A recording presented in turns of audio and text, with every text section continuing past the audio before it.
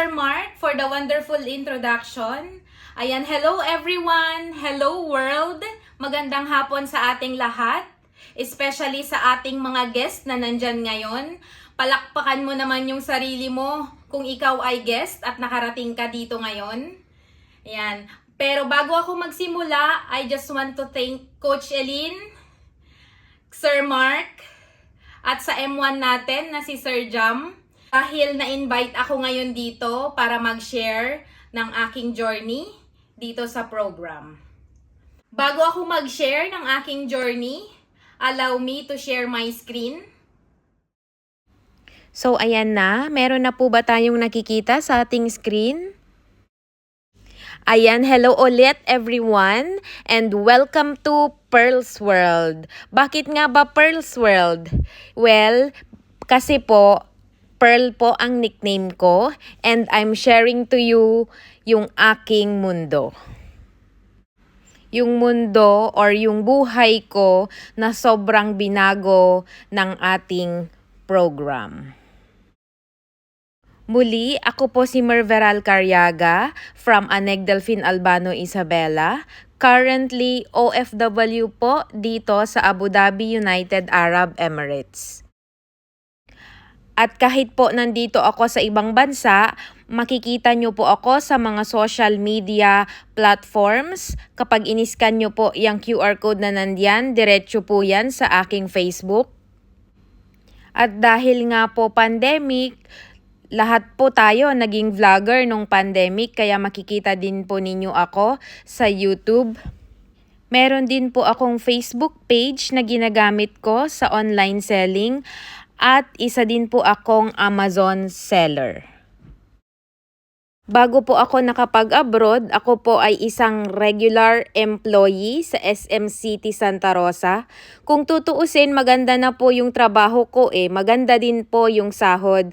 Kaya lang, kulang po yung sahod sa mga bayarin pa lang po natin. Kaya po nung magkaroon ako ng opportunity na makapag-apply pa abroad, ayan, kahit wala pa po akong passport noon, naglakas loob po talaga akong mag-apply. At hindi naman po tayo masyadong nahirapan, meron pong agad-agad job order para sa akin. Pero meron pang naging problema bukod sa passport ko, wala akong pang placement fee.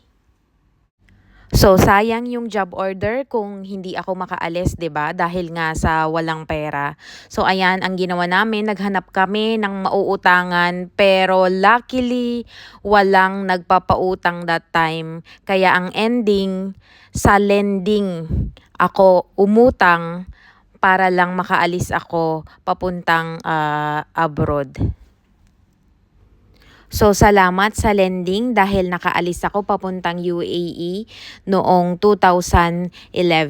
So, yung hiniram kong pera na yon 2 taon kong babayaran. So, eto na, nung nandun na ako sa abroad, kulang na naman yung sahod. Kasi nga, meron pa akong binabayaran na lending ko.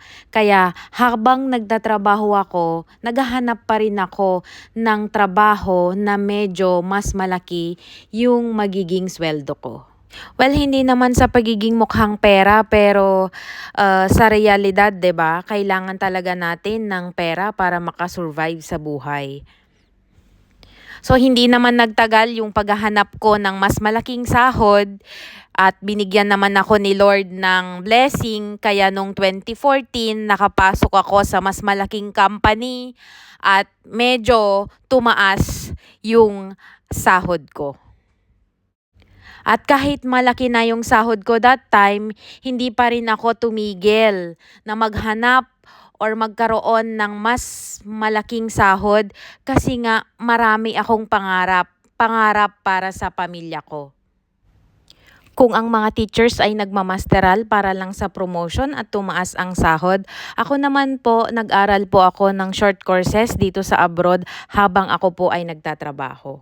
At hindi rin naman po ako nakatapos ng aking college degree dyan sa Pilipinas, kaya nagpursigi po akong matapos ang 4 na short courses na siyang magagamit ko para maghanap ng mas maganda pang trabaho.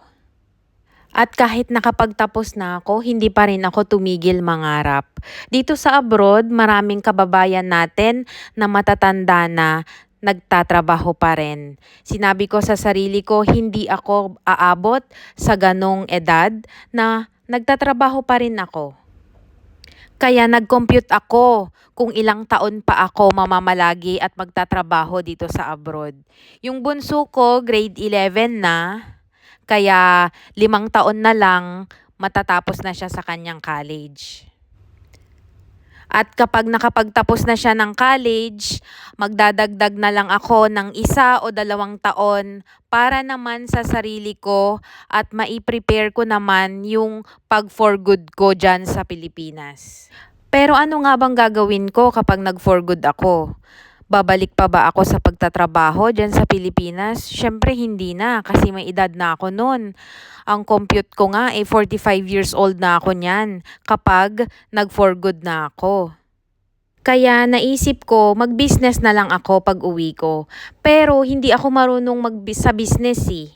Marunong ako magbenta, expert ako doon.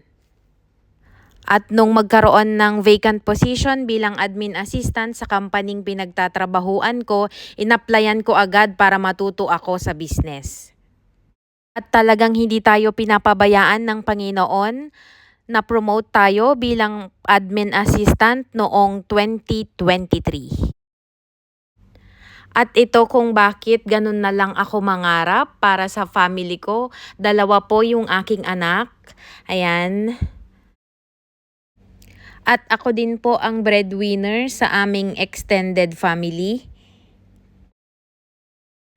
At yan po yung aming bahay. Yung nasa left, yan po yung bahay namin noon bago po ako makapag-abroad.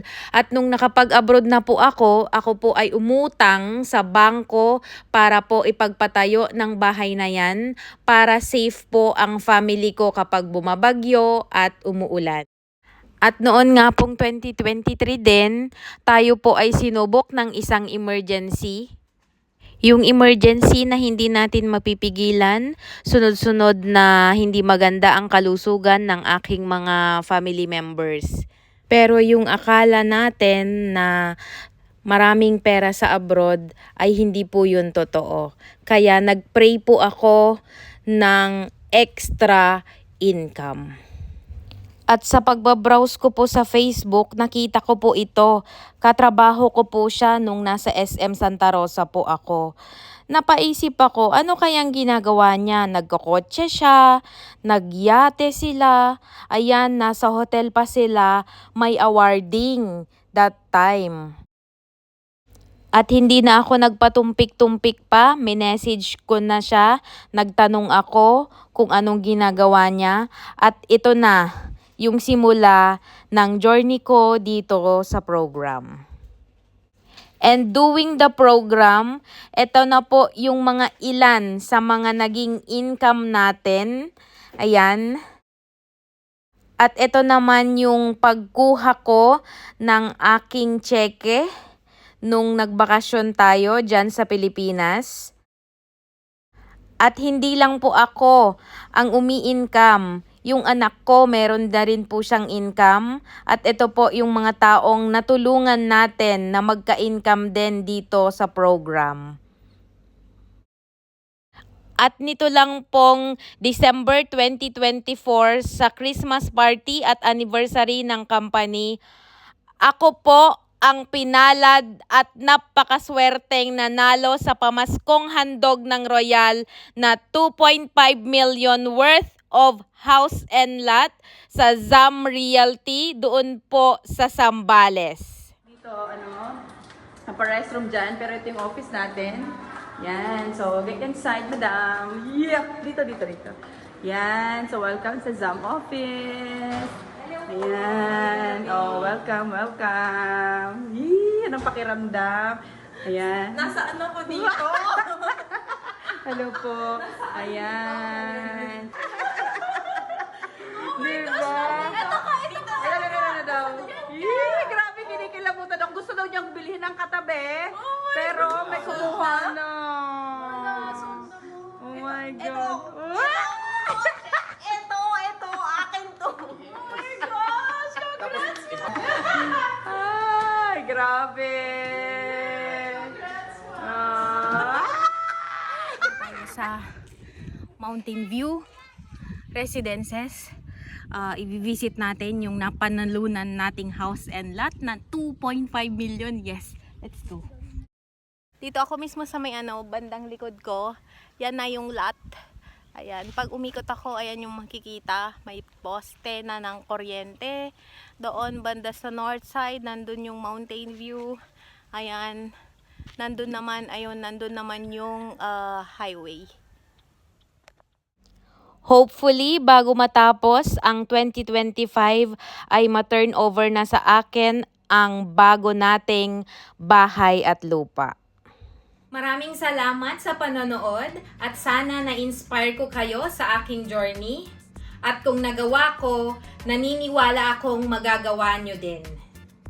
Muli, I am Merveral Carriaga and proud to be Royal.